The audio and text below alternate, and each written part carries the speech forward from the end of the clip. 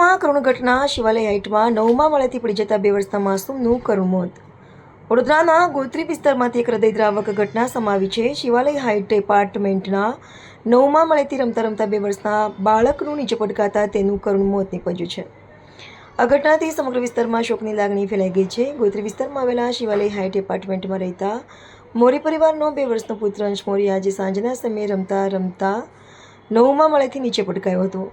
ગંભીર હાલતમાં બાળકને તાત્કાલિક ગોત્રી સ્થિત GMERS હોસ્પિટલ ખાતે સારવાર માટે ખસેડવામાં આવ્યો હતો. જોકે હોસ્પિટલના તબીબોએ તપાસ બાદ બાળકને મૃત જાહેર કર્યો હતો. અચાનક બનેલી દુર્ઘટનાથી પરિવાર પર દુઃખનો પહાડ તૂટી પડ્યો છે, જ્યારે સમગ્ર સોસાયટીમાં પણ શોકનો માહોલ છવાઈ ગયો છે.